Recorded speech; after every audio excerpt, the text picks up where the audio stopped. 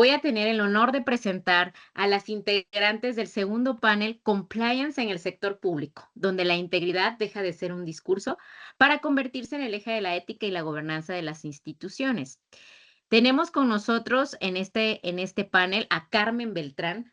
Ella es directiva senior con más de 20 años de experiencia en gestión pública y gobernanza institucional, con especial énfasis en compliance, integridad pública y gestión de riesgos regulatorios en entidades del Estado y empresas bajo supervisión.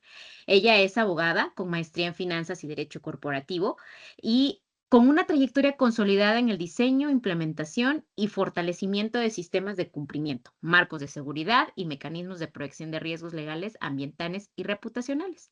Ha liderado la implementación de oficiales de cumplimiento, el desarrollo de matices de riesgos institucionales y la articulación de políticas alineadas a estándares de transparencia y rendición de cuentas. En el sector energía, gestionó contingencias regulatorias y ambientales, fortaleciendo la relación con entidades supervisoras como UEFA o Synergim y SUNAT, bajo un enfoque preventivo y estratégico. Promovió activamente políticas de integridad y seguimiento de las disposiciones de la Secretaría de Integridad Pública, integrando cumplimiento normativo con gestión operativa y toma de decisiones. Nuestra siguiente panelista es Marta Rojas. Ella es Magister en Administración de Riesgos de AFIT, contadora pública y especialista en finanzas de la Universidad de Antioquia. Profesional certificado Anti-Money Laundering Certified Associate AMCLA por FIBA, antisoborno ISO 37001 por A+, y auditor líder de sistemas de gestión de compliance ISO 37301.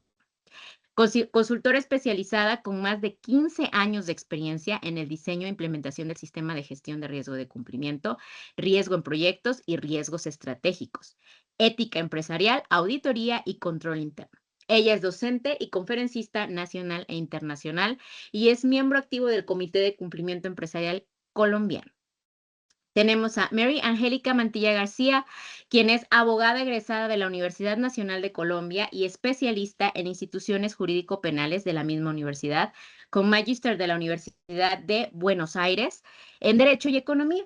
Posee igualmente certificaciones en materia de prevención de lavado de activos y delitos conexos, extinción de dominio y compliance, por parte de las universidades del Rosario y Pontificia Javeriana en Colombia.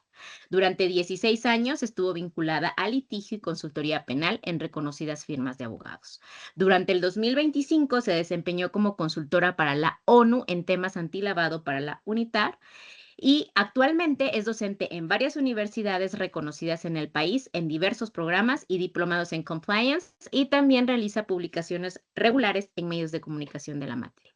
Al día de hoy es directora del área de compliance de la firma de abogados Martínez Quintero Mendoza González, Laguado y de la Rosa.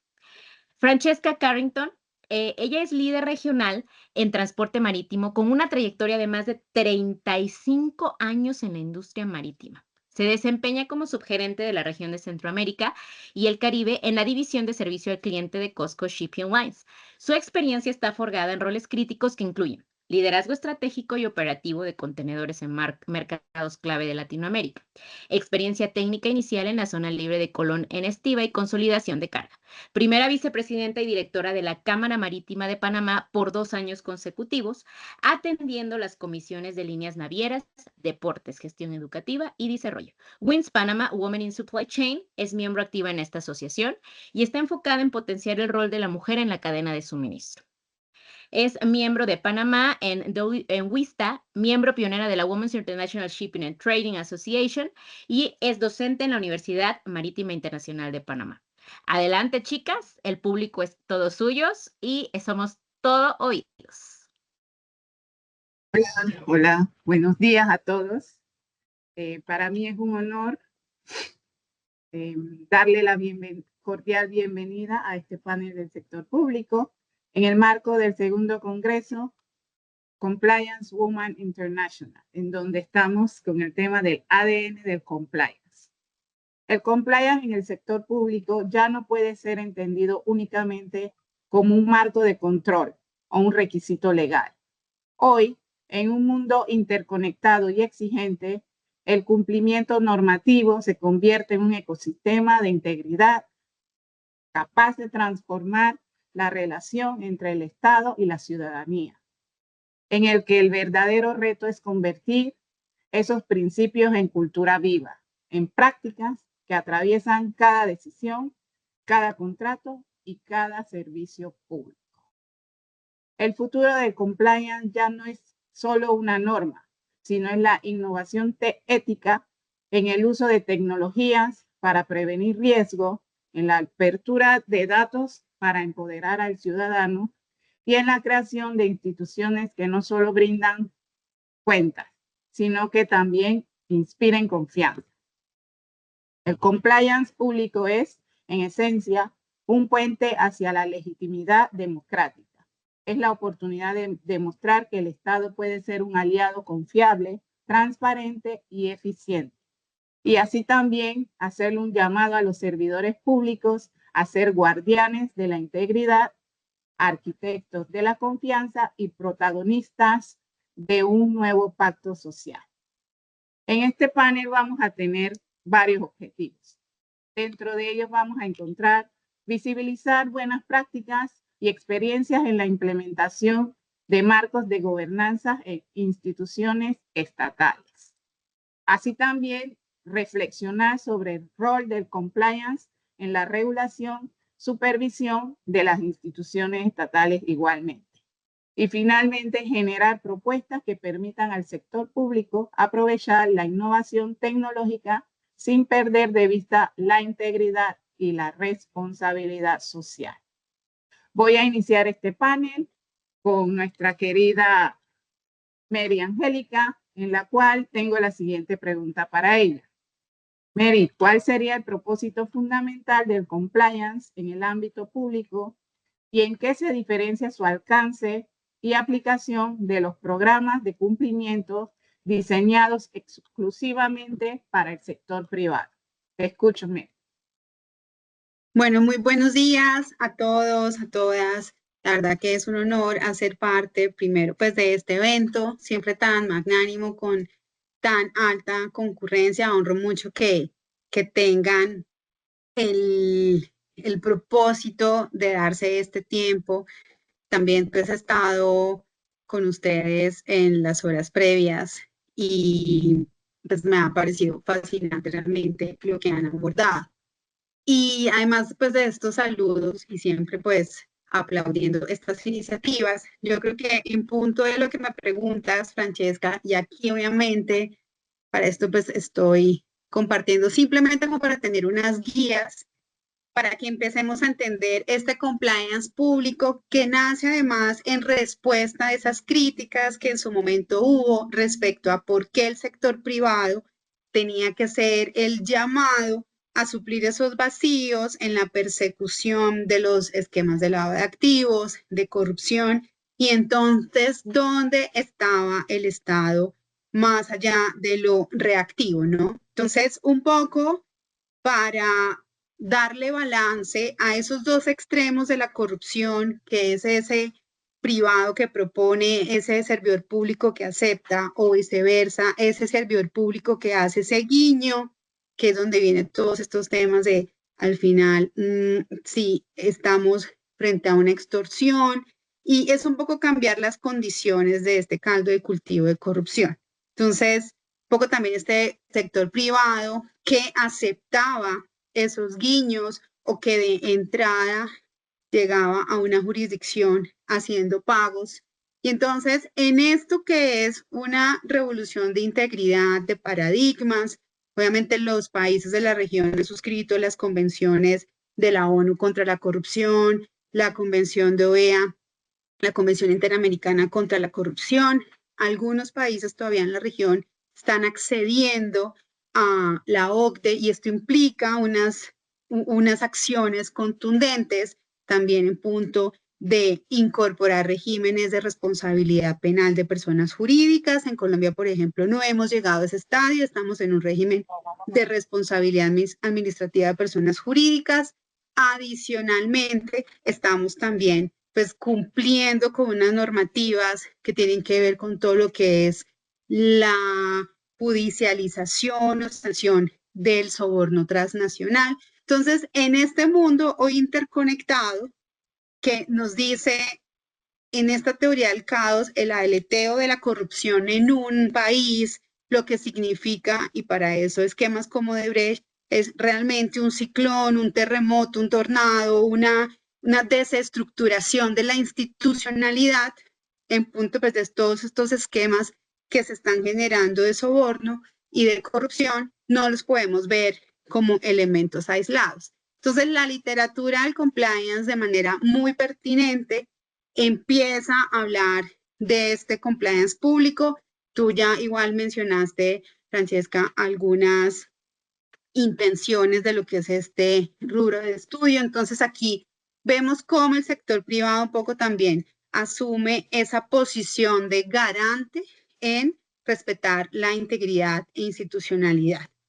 Y claramente, pues esto es un diálogo que se da entre el sector privado y el sector público. Aquí ustedes están viendo algunas tipologías muy comunes que además son necesarias tener en el radar para que tanto quienes estuvimos en el sector público como quienes estamos hoy en el sector privado podamos empezar a entender realmente dónde puede estar esas brechas donde se genera precisamente ese flujo de dineros, de pagos, de realmente aplaudir esa corrupción de una manera tolerante.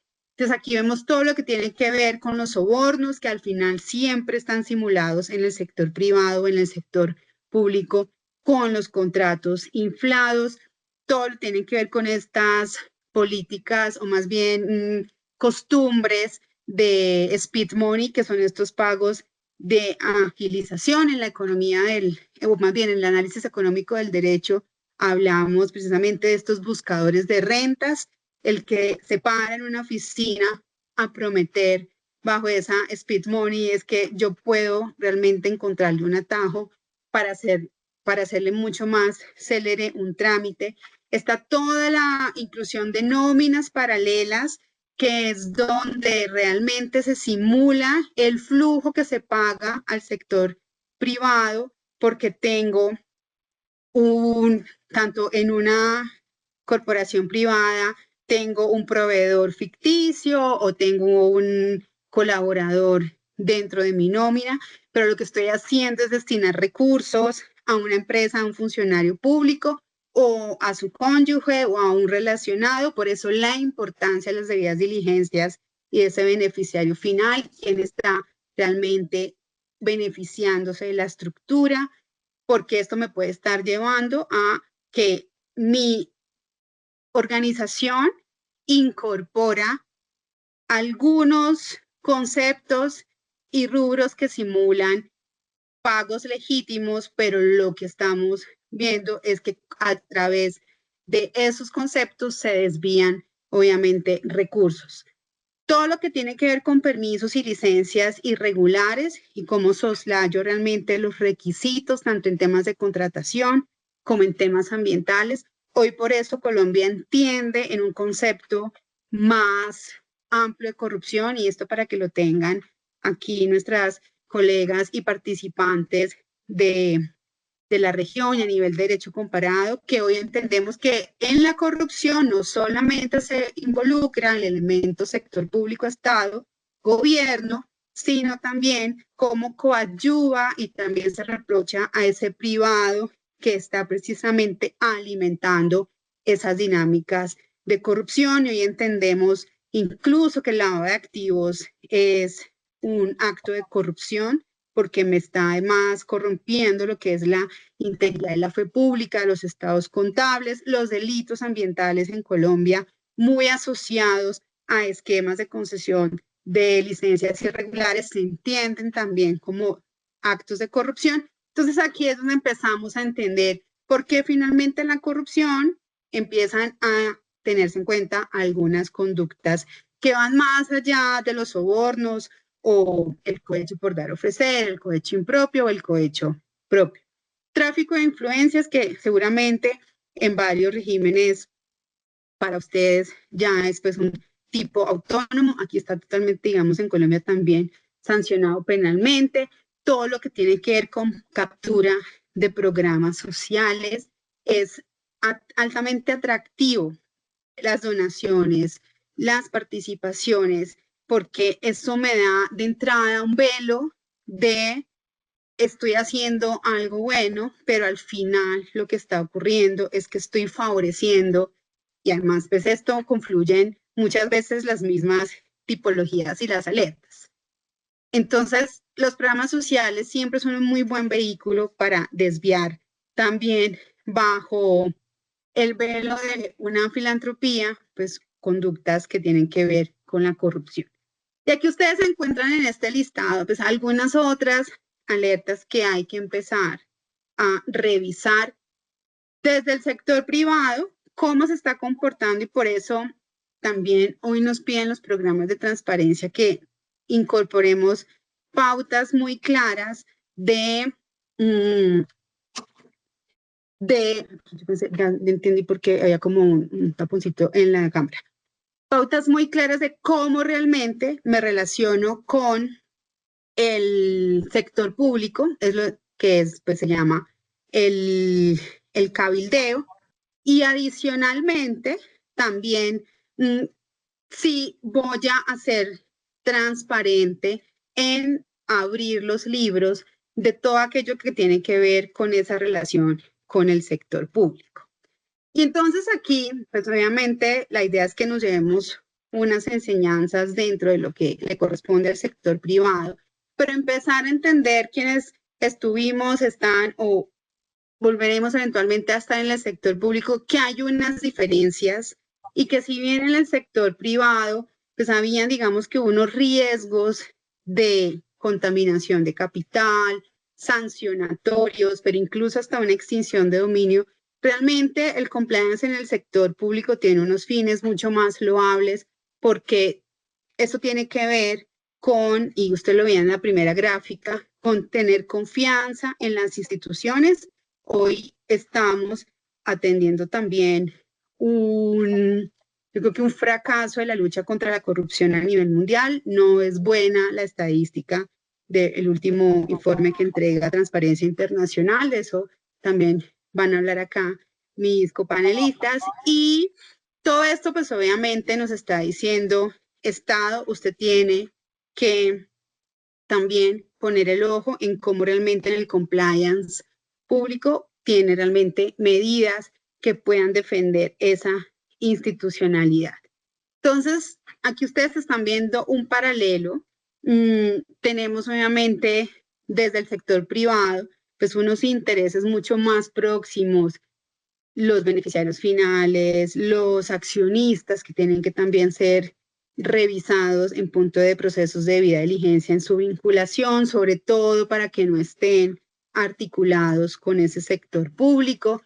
Por eso también tan importante eran los sistemas de prevención de lavado de activos, tener claridad de la categoría de PEP, pero adicionalmente tan importante hoy en los sistemas de cumplimiento general en materia de prevención de la corrupción, también ahí justamente es donde la calidad de PEP incluso tiene una relevancia mayor. Y pues vemos marcos de referencia que hay en este paralelo que planteo pues algo obviamente muy a nivel de algunas ideas muy puntuales que claramente ustedes pueden ahondar, sacar sus propias conclusiones también en cómo está precisamente relacionándose esta vinculación con el sector público.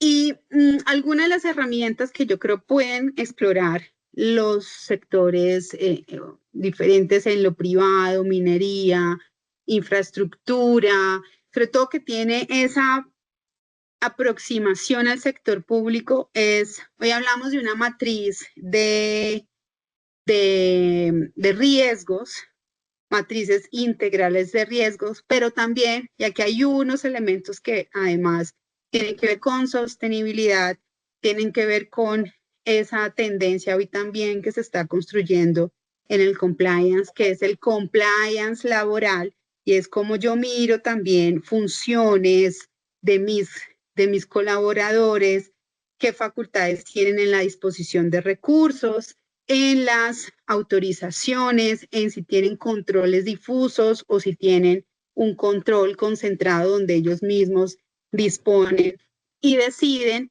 Entonces, esas matrices que hoy se están también creando, las compañías también hoy están adoptando matrices de cargos críticos donde hacen un cruce precisamente de esos factores de si tiene decisión, si tiene representación legal, si tiene disposición de recursos. Si, por ejemplo, yo estoy en zona portuaria, si hay también una aproximación a despachos, a relacionamiento con personal de aduanas que me pueda además inferir un soborno transnacional, si tengo una relación siquiera con algún funcionario público extranjero, así sea en una situación transfronteriza, y empiezo también a medir la criticidad de esos cargos. Y ahí es donde compliance público y compliance privado dialogan y tienen que hacer una sinergia muy, muy adecuada, sobre todo en protección de lo que es para la compañía verse expuesta a un esquema de corrupción. La lucha contra la corrupción claramente no está perdida. Creo que precisamente es lo contrario, y lo hemos también hablado en algún otro escenario. Lo que estamos viviendo es una situación endémica, y al salir precisamente desde lo privado a hacer negocios en situaciones de hostilidad ética, que es lo que está sucediendo, yo tengo que cuidar mi cadena de valor, mi cadena de suministro, y también hacer que ese código de ética que yo tengo ahí se comunique con ese compliance laboral, que son las funciones de los empleados, el liderazgo ético, para poder realmente realizar lo que realmente es el objeto y el desarrollo como tal que tienen en el desarrollo del objeto social de las compañías. Aquí traigo unas conclusiones que son a modo de reflexión. ¿Qué podemos hacer acá? Porque si estoy dando un parte negativo, ¿qué podemos realmente hacer? Obviamente tenemos que también como individuos tener las herramientas. Entonces, ¿qué pueden hacer las empresas? Yo creo que hay que votar bien en el sector público, realmente tiene que tener su liderazgo ético, y eso también tiene que ver con a quienes elegimos, que realmente vayan a esa elección por idoneidad de los cargos, que haya una determinación de controles y responsabilidad.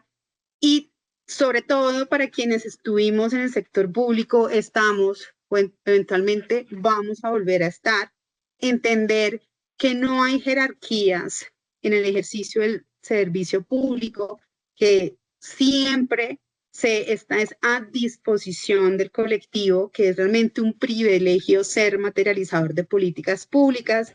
Y con estas conclusiones y honrando el tiempo, cierro, Francesca, para quedarme aquí con pues las preguntas a las que haya lugar, pero sé que el público que tenemos está experto en materias de compliance. La idea es quizá tener el espacio para lanzar algunas reflexiones, claramente pues con las que se construirán a partir de este panel con mis excelentes copanelistas. Muchas gracias.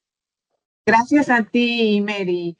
Continuando con el programa, Marta, buen día. Desde el punto de vista de relacionamiento empresarial con el ámbito público y los riesgos a los que se exponen las organizaciones, tengo la siguiente inquietud.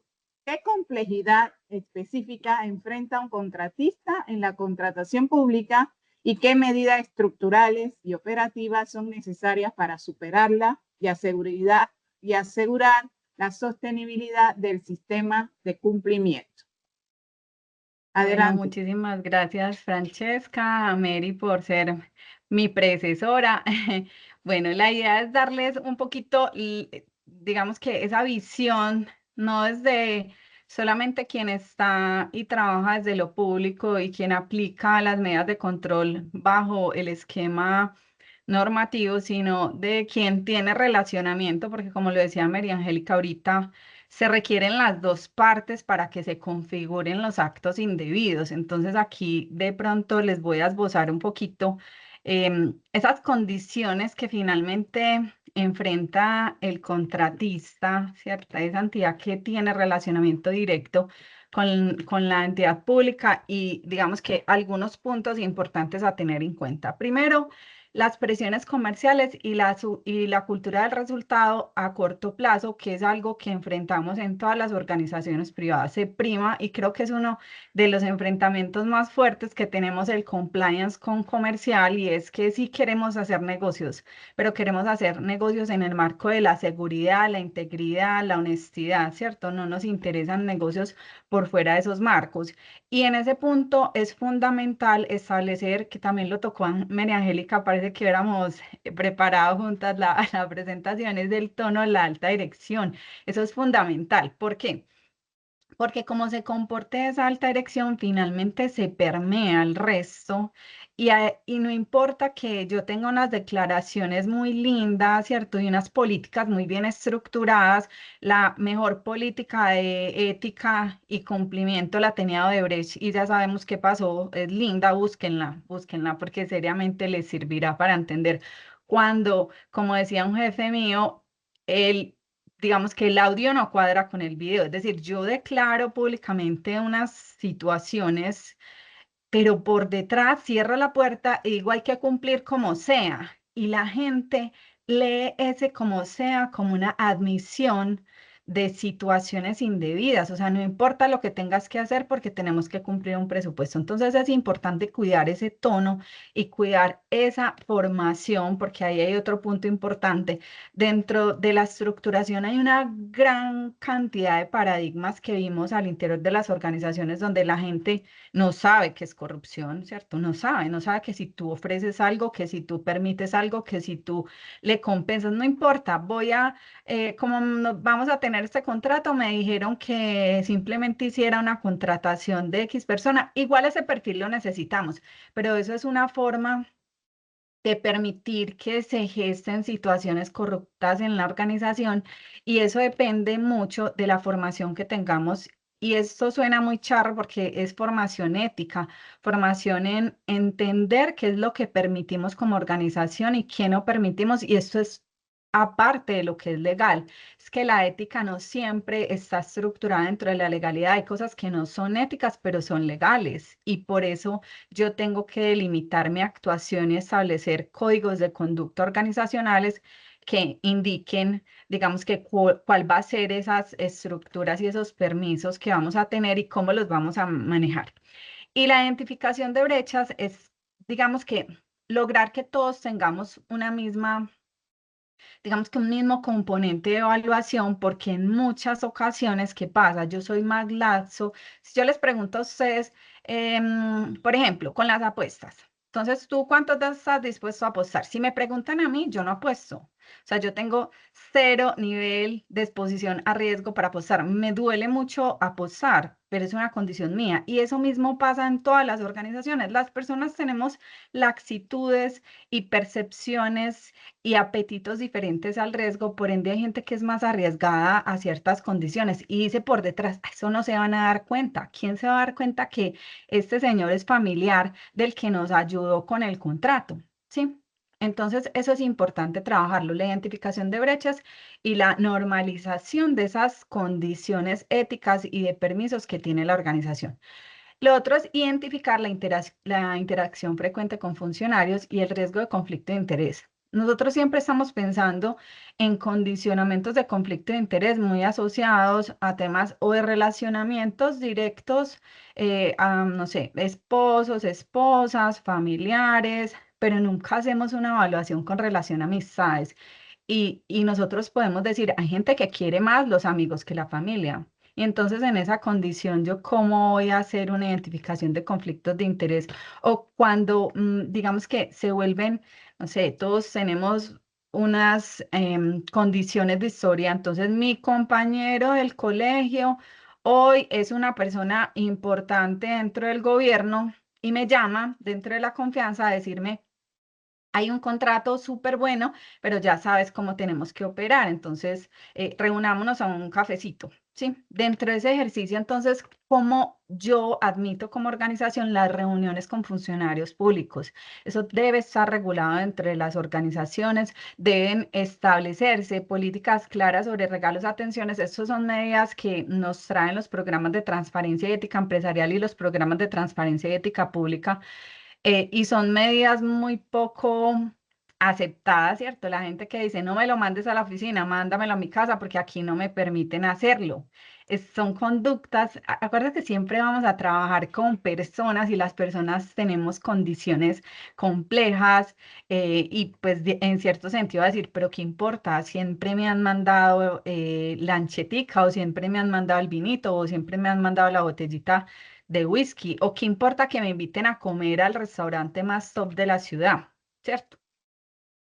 Entonces es importante que se estructuren, uno, la definición de las autorizaciones y las reuniones y se hagan verificaciones de esas reuniones, es decir, quién asistió, por qué se hizo la reunión, cuáles fueron, digamos que los temas que se trataron en la reunión. Es importante que nosotros tengamos gobierno sobre ese tipo de discusiones que se gestan por fuera de la organización y se establezcan condiciones de declaraciones periódicas de conflicto de interés, pero no solamente asociadas a los niveles de relacionamiento civil o familiar, sino también desde un nivel de relacionamiento adicional, y es, si es muy amigo tuyo y tú crees que eso afecta tu objetividad, deberías reportarlo y no ser tú el que realice el relacionamiento. También tenemos un tema con complejidad y opacidad en la cadena de subcontratación. Para nadie es un secreto que en la subcontratación, digamos que las personas que realizamos contratos públicos o que hacemos parte de esa cadena, normalmente surtimos un proceso supremamente estricto de contratación. O sea, yo presento una licitación bajo unas condiciones supremamente complejas, donde me lo gano bajo un mérito, pero luego, y es una condición que tenemos, que el PEP, yo creo que a veces lo evaluamos bajo un marco un poquito obtuso, y es, o sea, a mí el PEP por ser PEP no me expone, a mí me expone el PEP bajo su actuación y su poder, que es otro de los puntos que tocaba Mary.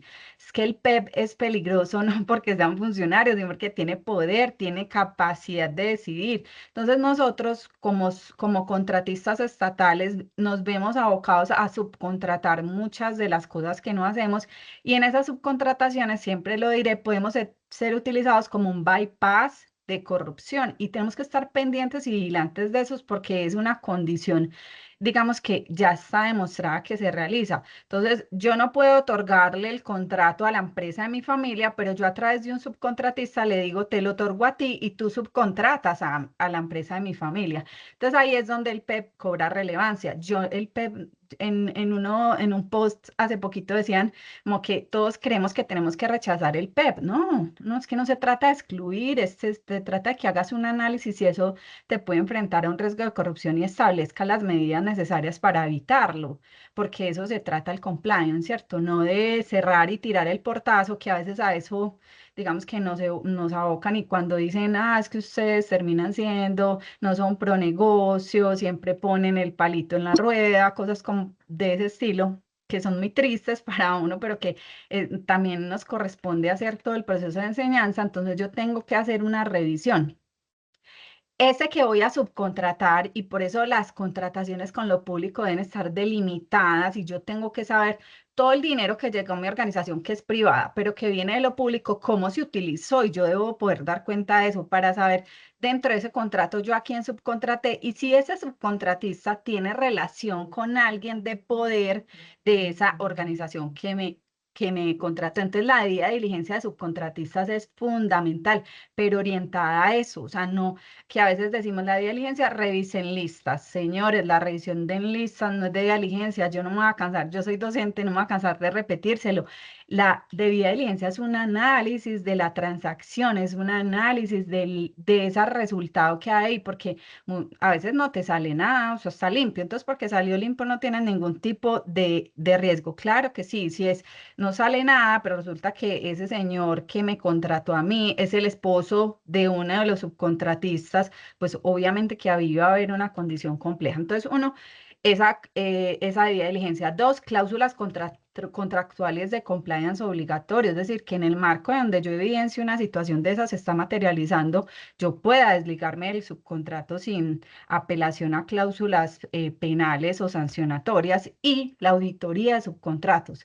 La auditoría de subcontratos es fundamental porque esa es la condición que me establece para qué subcontraté, y Miriam hablaba de un tema de contratos fantasmas. Es que a veces ni siquiera yo estoy subcontratando para que hagan algo, yo estoy subcontratando para pagar a través de un contrato fantasma una coima porque me otorgaron un contrato estatal. Entonces es fundamental que entendamos cuál es la condición de esas auditorías de subcontratos. Listo, dentro del ejercicio ya de los procesos todos nos enfrentamos a lo mismo. Excepciones, emergencias, contrataciones directas, contrato único, no hay nadie más. Si no contratamos ya nos van a sancionar, porque todos los que trabajamos con contratos estatales, digamos que tenemos unas medidas de tiempo muy limitadas, entonces casi que si no hacemos esto yo para entregar en una semana, entonces nos van a aplicar la cláusula sancionatoria, la cláusula penal del contrato. Entonces estamos sobre el tiempo y la presión, que ahí les voy a tocar un tema de triángulo del fraude. Digamos que parte de cómo se ejecutan las actividades de corrupción tiene que ver mucho con el triángulo del fraude, porque finalmente el fraude es un tipo de corrupción. Es que aquí tengo un vínculo con el privado, pero no quiere decir que esa misma condición de urgencia no me la apliquen para hacer corrupción privada también. Entonces es importante establecer unos protocolos específicos cuando son esas compras excepcionales que tú puedas mantener monitoreada, porque si tú me dices que dentro de tu compañía el 20% de compras fueron excepcionales y se establecieron bajo una compra directa, incluso siendo un privado, yo te voy a decir, ok, el 20% puede ser una situación de contingencia normal, pero si tú me dices que el 95% de las contrataciones de tu organización fueron excepcionales, entregadas a dedo, pues, y porque solo hay un único oferente, yo voy a tener que pararme desde la condición de escepticismo y decir, no, venga, es imposible que el 95% de lo que hicimos en subcontratación tenga que estar asociado a una excepción o a una condición de único oferente. Y ahí es donde prendemos las alertas desde cumplimiento. O sea, no es solo ver documentos y evaluar, sino también prender las alertas y decir, oiga, alta dirección, ¿yo cómo defiendo esto ante una revisión de esa entidad donde el 95% de mis subcontratos fueron entregados directamente a X o Y subcontratista, sin mediar ningún tipo de control, sino simplemente porque había una urgencia o un ecoferente?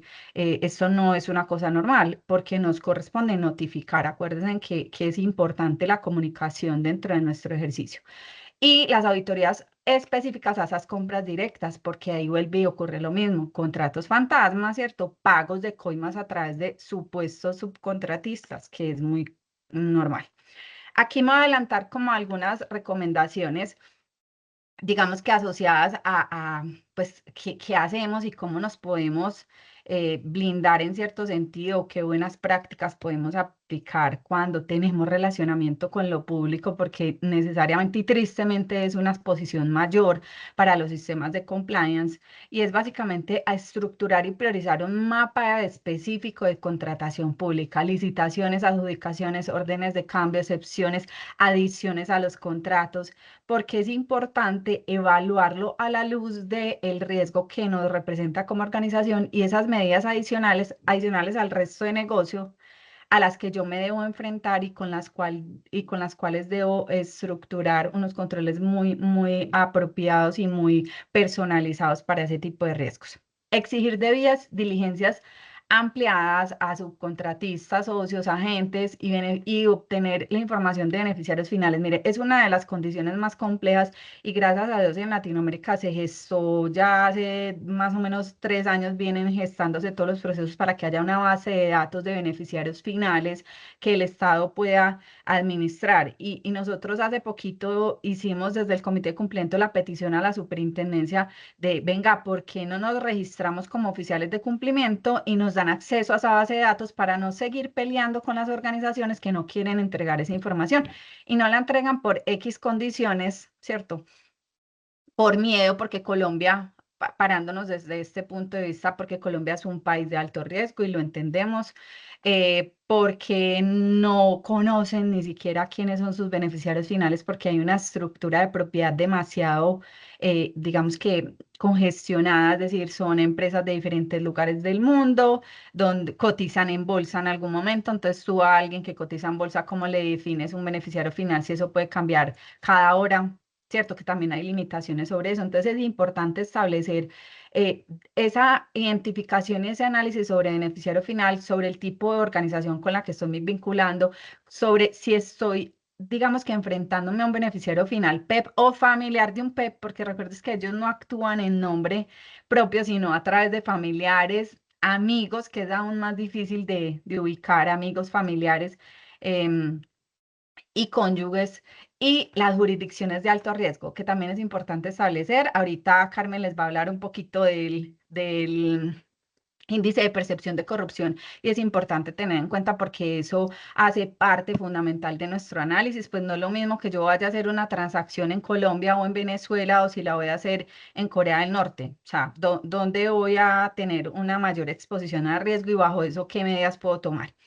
Establecer un protocolo de compras por excepción donde haya un documento, una justificación, un nivel de aprobación. No es que yo soy el que tomo la decisión, yo soy el con que contrato y yo voy y soy el que pago, porque centralizar la información, centralizar como el proceso en una sola persona también nos puede traer complicaciones. Y finalmente una revisión spot, a ver eso cómo está funcionando, si está funcionando. Y se los recomiendo por una entidad independiente. Uno a veces, yo les voy a decir una cosa muy chistosa, pues que nadie es profeta en su tierra. Uno siempre trae un experto porque al experto le creen más que a uno, así uno sea experto.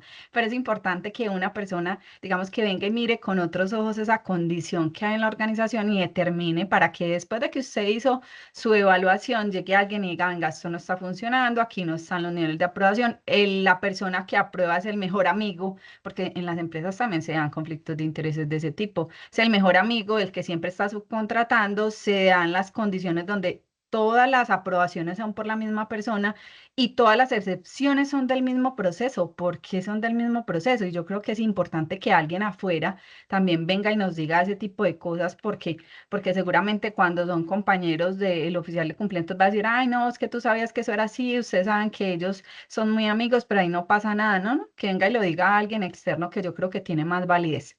Registrar y autorizar todas las interacciones con funcionarios, agendas, asistentes, objetivos, evidencias, autorizaciones previas para esas reuniones sensibles, porque es importante entender para qué te vas a reunir con un funcionario, ¿cierto? ¿Cuál es la agenda? ¿Por qué es importante? ¿Qué es lo que van a desarrollar? Hay un proyecto en ejecución, entonces van a desarrollar temas alrededor de ese proyecto, o hay un proyecto que se puede estar licitando y entonces voy a aclarar dudas, pero que se establezca cuál es ese componente de agenda. Segregar funciones, y es importante, eso es crítico dentro de la organización. Ahorita Mary hablaba de esos, digamos que esos cargos críticos y el relacionamiento, el poder que ostenta cada uno de esos cargos y las funciones que tienen esos cargos. ¿Por qué? Porque dentro de ese esquema, si digamos que estoy licitando, haciendo evaluación de contratación, estando en pagos, digamos que yo no debería estar haciendo unas actividades, digamos que concurrentes, porque finalmente entonces si yo soy el que hago, no sé, el proceso licitatorio, me reúno con el funcionario y después yo soy el mismo que va a ejecutar el proyecto y va a hacer las contrataciones, pues es más fácil que yo termine estableciendo digamos que una acción inadecuada por omisión o por gusto con relación a un evento de corrupción dentro de la organización.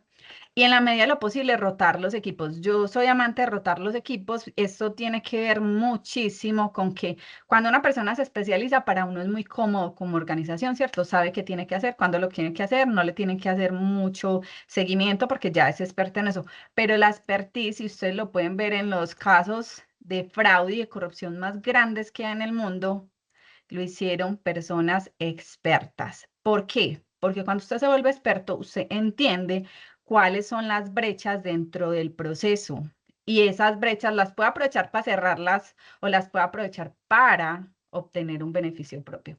Y finalmente, para cerrar, y se los dejo en negrilla, por favor, activar canales de denuncia garantizando el anonimato. Tenemos un montón de canales de denuncia reflojos. Un correo no es un canal de denuncia. Por favor, vayámonos hacia marcos internacionales. O sea, yo tengo que tener herramientas porque, mire, y les voy a poner el siguiente ejemplo que les pongo a mis estudiantes. Usted es oficial de cumplimiento, usted maneja un correo, a ese correo le llega una denuncia de su jefe. Su jefe está realizando actos de corrupción y le están pagando por X o Y cosa. ¿Y usted a quién le va a ir a decir? A su jefe, a la junta, usted tiene escalamiento a esta junta. Y su jefe le dice, Marta, borre ese correo. Y se queda así serio. ¿Usted qué hace? ¿Usted qué hace? ¿Sí? Y a eso nos enfrentamos, porque entonces usted dice, claro, desde un correo yo puedo borrar eso y no pasa nada y nadie se dio cuenta y no me echan de la empresa. Por eso es importante las herramientas tecnológicas. O sea, necesitamos garantizar que la información no pueda ser borrada y tenga trazabilidad para que no haya opción de que una persona pueda ingerir en mí y establezca que yo debo borrar un correo que es inconveniente para esa persona. Bueno, Francesca, muchas gracias por el espacio. Iba corriendo. Te dejo ahí para que sigamos con la otra panelista. Mil gracias. Gracias, Marta. Ok, continuamos con nuestra no menos importante, pero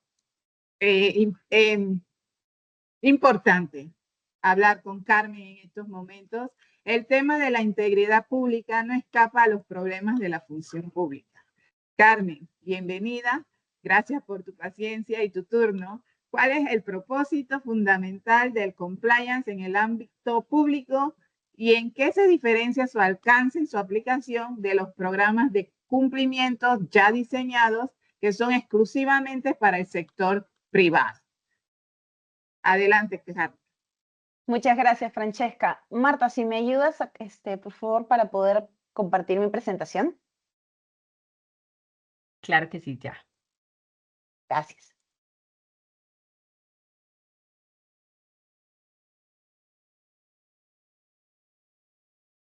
¿Me avisan si la pueden ver?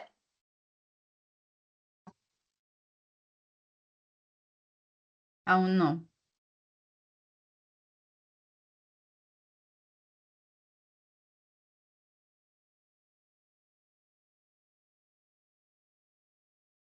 No me permite.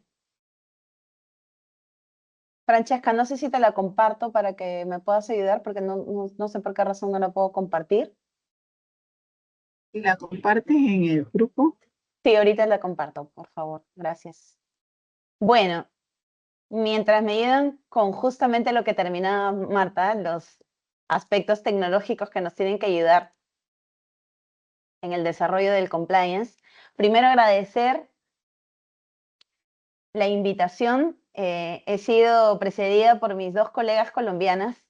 Me encantaría decir que Perú está alguito o tan avanzado como ustedes, pero bueno, digamos que lo que hace divertido, por decirlo de alguna manera, vivir el compliance en el Perú es toda la realidad y el contexto político que nos acompaña, diría yo, no ni siquiera mensualmente ni semanalmente, sino diariamente. Cada día en el sector público estamos viviendo situaciones que cada vez nos hacen reflexionar y estar mirando qué tenemos que mejorar en el modelo de integridad que tenemos en Perú para poder evitar estas situaciones que se nos están presentando y cómo este efecto de lo preventivo que ya está instalado en el modelo que actualmente utilizamos en Perú y que está a cargo de la Secretaría de Integridad Pública peruana, que está a cargo precisamente de la Presidencia del Consejo de Ministros, que en el Perú, organizacionalmente hablando, nuestro Poder Ejecutivo es la máxima expresión y la máxima autoridad y justamente se encarga de transversalizar funcionalmente hablando los demás sectores ministeriales. Francesca, no sé si ya me puedes apoyar con la presentación. No, necesito apoyo. Katy, ¿me puedes ayudar? No me llega para proyectar en la laptop. Yo estoy desde la laptop. Sí, yo tampoco no sé por qué se me ha complicado presentarlo. Pero bueno. Seguimos. Seguimos. Mientras se proyecta, sí. Entonces, en la línea de lo que María Angélica y Marta nos compartían, nosotros en el Perú todavía nos seguimos cuestionando si el compliance se debe entender únicamente como un mero cumplimiento de principios o simplemente es un marco normativo al cual si no me ciño, como funcionario voy a tener responsabilidades administrativas y en el caso de Perú, muchas gracias, ahí está. Entonces, quería partir con esta reflexión. ¿Cómo debemos entender el compliance? ¿Es un mero principio rector o es un cumplimiento normativo?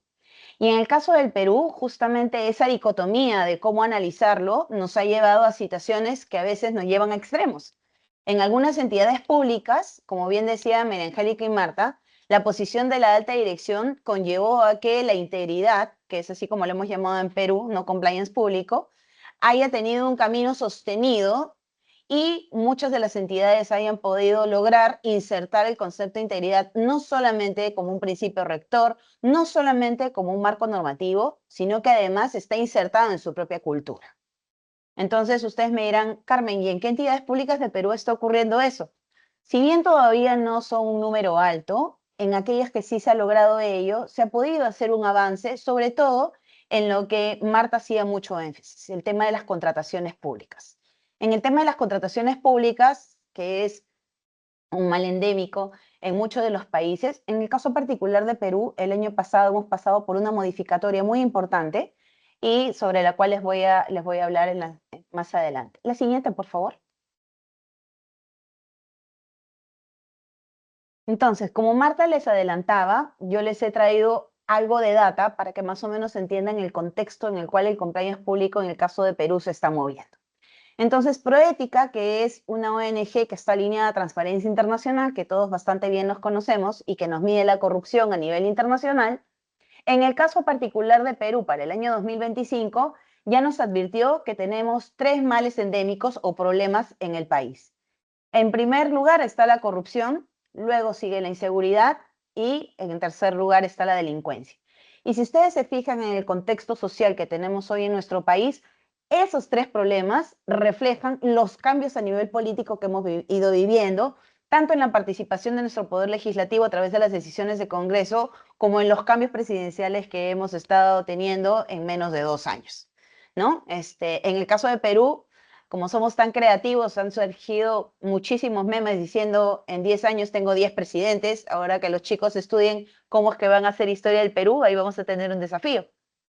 Pero más allá de las bromas, ¿no es cierto? Este concepto a lo que nos está llevando es que, como nos dice Proética en la encuesta, el 88% de peruanos y peruanas tiene en cabeza que la corrupción no solamente ha aumentado en los últimos 5 años, sino que además se va a mantener igual o peor en lo que viene. Entonces, fíjese esa mentalidad, ¿no? ¿Es importante la participación de la alta dirección? Sí, pero fíjense qué importante también es el tema de la cultura y cómo, particularmente en el Perú, los peruanos y peruanos estamos viendo que la corrupción es algo con lo que vamos a tener que aprender a convivir. Proética también nos comenta en esta encuesta que 8 de cada 10 personas encuestadas dicen que la corrupción afecta directamente su vida diaria. No solamente se deteriora su economía familiar, faltan también oportunidades de trabajo, hace un decrecimiento de la economía del país y por ende se incrementa la pobreza. En esto último, habíamos avanzado mucho en los últimos 15 años, sin embargo, en los últimos 2, el tema de la pobreza extrema nuevamente ha tenido un incremento justamente a propósito de esta trilogía de los problemas que estamos manteniendo en nuestro país. ¿Qué otros efectos críticos podemos enterar? No todo es negativo, pero vamos a empezar por lo negativo para ver las oportunidades. El 42% de los encuestados dicen, y aquí viene lo importante en relación al compliance público, que ha reducido su confianza en el Estado, en los políticos y en las autoridades. Y un 39% dice que esto afecta directamente la calidad de los servicios públicos. Específicamente se mencionan salud y educación. La siguiente, por favor.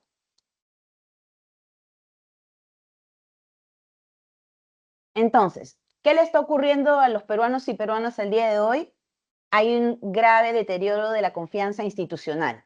Y por ende, esto nos lleva a un debilitamiento de la democracia y de la garantía de nuestros derechos. Carmen, ¿y cómo esto se condice o no con el avance del compliance público y el modelo de integridad en el Perú? La siguiente.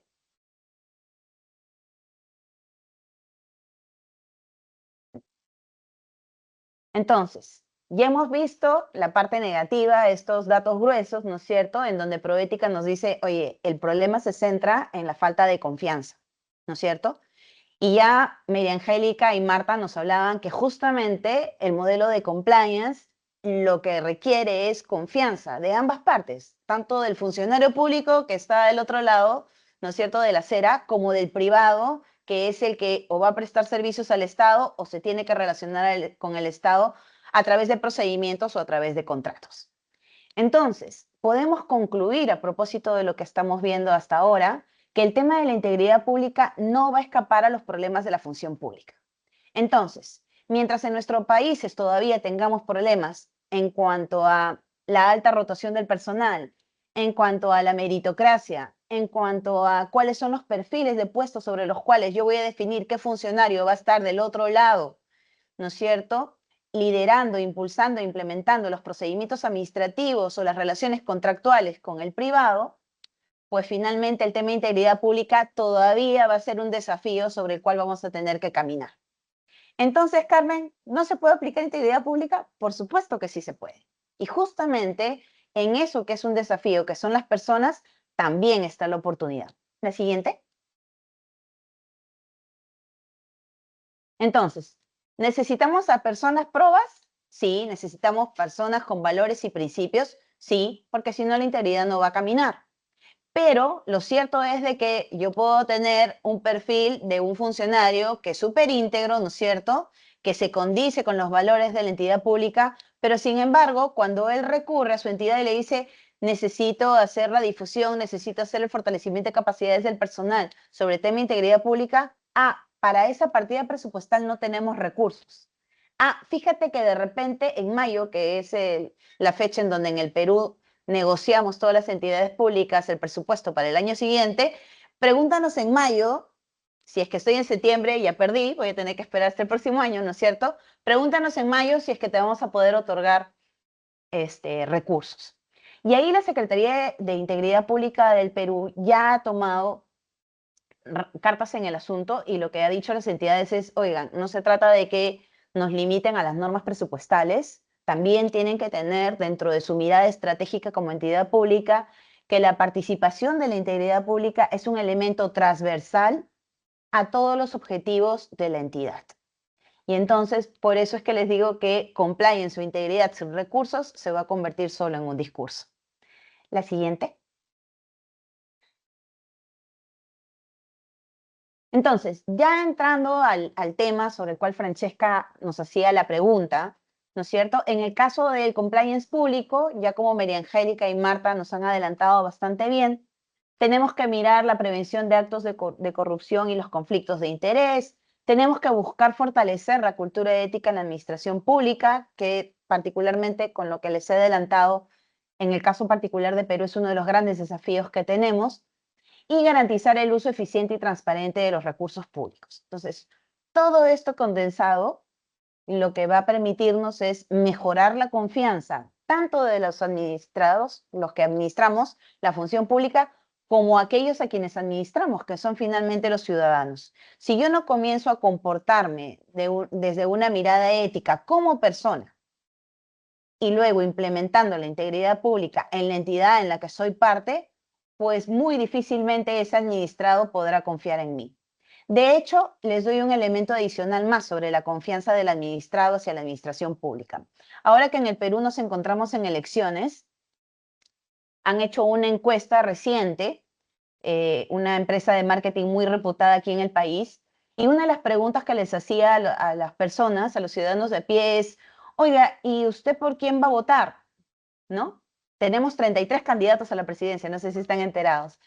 Entonces, tenemos un papelógrafo gigantesco que va a ser nuestra cédula de votación, y en el resultado de la encuesta, lo que salía es, ¿cómo puedo votar por alguien si no sé qué función va a cumplir? Entonces, fíjense qué importante, ¿no? Además de que voy a tener una cédula gigantesca, en donde no voy a saber, no voy a tener tranquilidad de por quién votar, porque son demasiados, ¿no? Además de eso, le añado el hecho de que yo no sé qué hace un senador de la República, yo no sé qué hace un diputado, más o menos me queda claro qué hace un presidente de la República, pues, ¿no?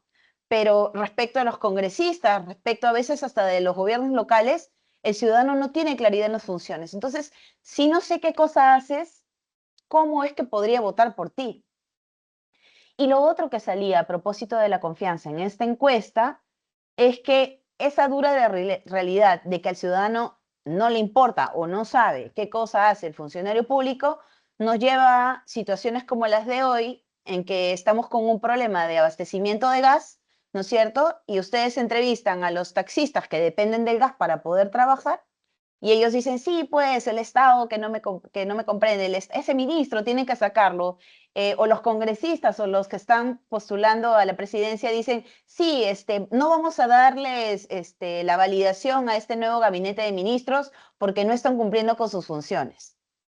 Entonces, fíjense qué importante es el tema de la confianza. Si yo como ciudadano de a pie conociera claramente no solo mis derechos, sino también las obligaciones de ese funcionario público, probablemente mi nivel de confianza podría acrecentarse porque yo como ciudadano tendría más elementos para poder exigirle a ese funcionario público que haga bien su trabajo en la medida que conozca cuál es su trabajo.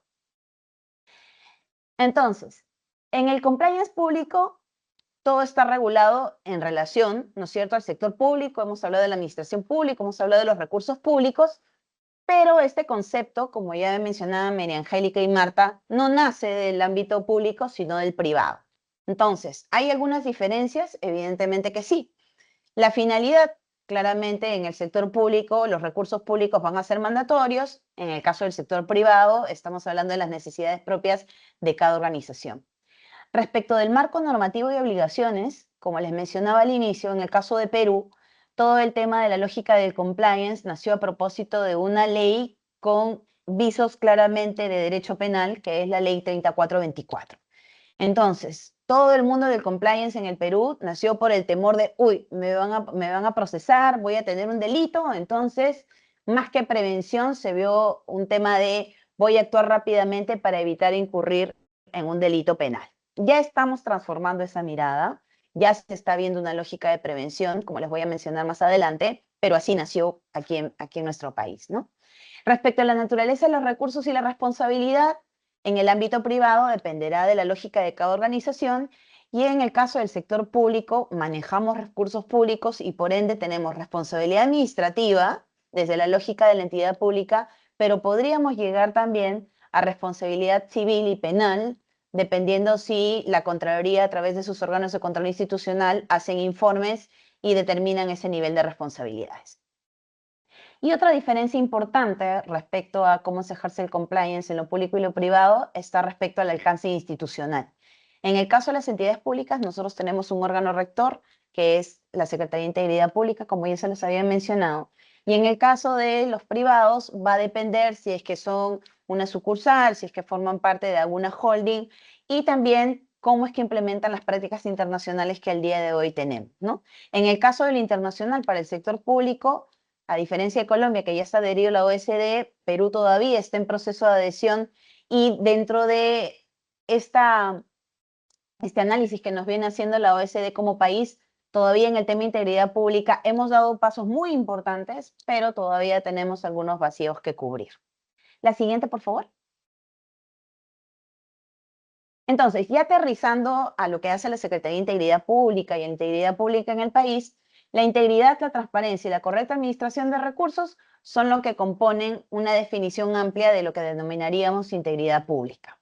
En el caso particular de Perú, ¿cómo es que enfocamos la integridad pública? A través del modelo de integridad pública, y la Secretaría lo que va a hacer es enfocarse en la política pública, que al día de hoy la tenemos en actualización, por tanto, hoy no tenemos política pública ahorita vigente, y también se preocupará de la implementación del modelo. Y esa implementación del modelo la va a dar a través de este índice que es el ICP, que es la herramienta de medición y es sobre la que Marta les mencionaba que les tengo de este año. La siguiente, por favor.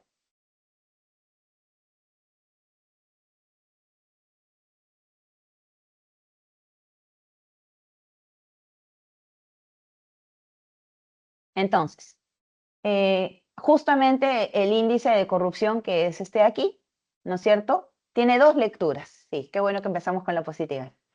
La lectura positiva nos permite descubrir que respecto a integridad pública en las entidades en el Perú, sí tenemos un avance y expansión. El análisis se ha hecho sobre 568 entidades para el año 25. Hemos avanzado de las 3 etapas que tiene la implementación de modelo. En la etapa 1 estamos en un 97%.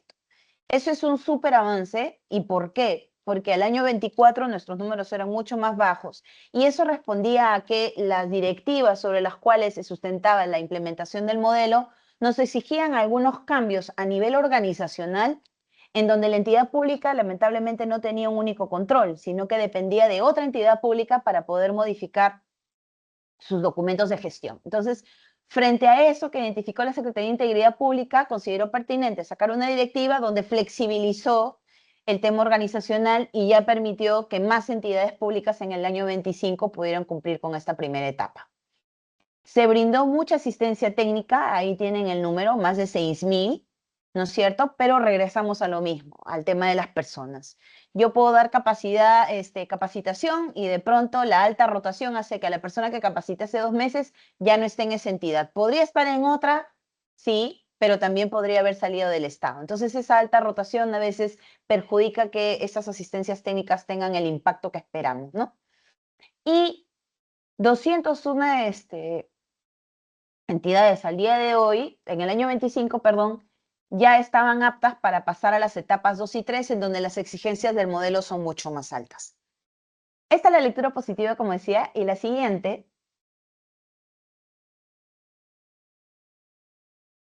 es una mirada, más que hablar de una mirada negativa, considero que es una mirada crítica, ¿no es cierto? ¿Por qué? Porque lo que nos muestra es lo que les decía desde un inicio, que todavía tenemos brechas para la implementación de la integridad pública en nuestro país. Y esta brecha está justamente relacionada a que hay una caída fuerte en las etapas superiores. Nosotros, como les decía, en el modelo de integridad manejamos 3 etapas para su implementación.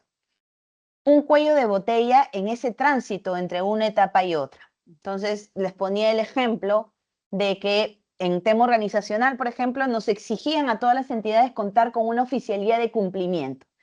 Pero en el Perú, y me imagino que en Colombia debe ocurrir algo similar, para yo poder crear una unidad orgánica, no tengo voluntad propia como entidad y dependo de una instancia superior que me va a evaluar mi nuevo esquema organizacional, que me va a evaluar las nuevas funciones que le estoy creando a esa unidad y esa negociación tiene su tiempo. Entonces, se dio cuenta de esto la Secretaría de Integridad Pública y dijo, ok, ya no te voy a exigir que seas una unidad orgánica, pero por lo menos tenga un funcionario que funcionalmente, ¿no es cierto?, haga las labores de integridad. Pero eso recién se dio el año pasado. Entonces, este cuello de botella esperamos que en el 2026 ya se reduzca. Un déficit en la función de integridad por lo mismo que les mencionaba, ¿no? A veces hacemos perfiles pero tan pulcros o a veces confundimos tanto los niveles de nuestras entidades públicas que cuando lanzamos las convocatorias para oficiales de cumplimiento, y lo he vivido en carne propia, nos quedan desiertos los procesos, porque estamos exigiendo tanto y le pedimos tanto, ¿no es cierto?, que lamentablemente a veces quedamos en una situación en donde no podemos cumplir con ese perfil, ¿no? Y rezagos subnacionales. Y aquí la problemática sí es compleja, porque los números que les he mostrado, si miramos a Lima respecto de las otras 23 regiones que conforman nuestro país, Lima va a rankear y Lima es la que soporta que el número respecto de las entidades públicas haya crecido. Pero si yo me voy a regiones, lamentablemente esa mirada no va a ser la misma. Entonces, todavía nos queda una tarea importante de hacer que la integridad pública salga de Lima, salga de la centralización en la que vivimos, para que se pueda alinear las demás regiones de nuestro país. Muchas gracias a todos. Francesca, esto es lo que les tenía para compartir respecto al tema de integridad pública. Gracias, Carmen, y respetando el tiempo de nuestra audiencia, solo voy a aceptar una pequeña recomendación, la cual nos pidió Mary que le diéramos la oportunidad. Mary, tienes un minutito. Bueno, es que yo creo que el problema de corrupción no lo podemos ver también desde el sector privado como que somos ajenos. El sector privado históricamente nutrió las dinámicas de corrupción. Mi consejo, cuando estén revisando y actualizando programas de cumplimiento, eviten las opacidades de procurará, evitará, tratará, hacer pagos a funcionarios públicos. La clave es no, bajo ninguna condición, ningún supuesto. Yo creo que con eso podemos mover la aguja. Gracias, Mary. Y concluyendo, podemos decirles que la gobernanza en el sector público sigue siendo un desafío, pero también es una oportunidad. Requiere marcos de compliance sólidos, transparentes en la toma de decisiones y liderazgo ético, el cual va a garantizar la protección de los derechos fundamentales y fortalecer la confianza ciudadana. En este panel quisimos resaltar el desarrollo del compliance en el sector público, el cual tiene la responsabilidad de alinearse a principios de una cultura ética. El sector público solo puede ser sostenible si es acompañada de la transparencia y rendición de cuentas. Vemos que el liderazgo femenino en este sector aporta una visión transformadora que impulsa políticas públicas más inclusivas, resilientes y confiables. Y cierro este panel con esta frase, gracias por su tiempo: compliance y el sector público, donde la integridad dejó de ser un discurso para convertirse en el eje de la ética y gobernanza de las instituciones. Hablemos de legalidad, ética, convicción y confianza. Muchas gracias a todos por estar aquí con nosotros. Gracias, feliz día. Muchísimas. Ay, Gracias. muchísimas felicidades, chicas. Gracias La a verdad todos. es que nos dejaron mucho conocimiento, muy pensativos porque realmente el compliance en el sector público, como dije al momento de la introducción, no se mide por la cantidad de normas escritas, realmente es por la integridad con las que se toman las decisiones, sobre todo cuando nadie está mirando, y ustedes lo dejaron tan claro, tan preciso, que tenemos mucho que aprender de ustedes, de verdad. Muchísimas gracias por la participación, por la ponencia, muy interesante. Y realmente recordemos algo fundamental, ¿no? Un país no se transforma solo con leyes, se transforma con instituciones íntegras y con personas que deciden hacer lo correcto incluso cuando nadie se los exige. Ay, me dicen, no se me ven por aquí, ¿sí me ven, chicas? Muchas gracias. No me Nos veo. vemos. ¿Cómo creen? A ver, ahorita ya. Muchas gracias, chicas, pero sí me escucharon, ¿verdad? Claro que sí. Feliz Muchas tarde a gracias. Ya todos. me veo ahora sí. ¿Sí me ven? No sé que son tantos que tenemos conectados tantas personas. Ahora sí. Ok, perfecto, chicas. Bueno, pues muchísimas gracias. Un abrazo fuerte a todas y sin duda nos vamos con un conocimiento muy extenso y con mucho que analizar y pensar. Sobre todo, México también es un país que necesita aprender de compliance en el sector público. Muchísimas gracias, chicas. Abrazo. Feliz tarde. Chao. Gracias.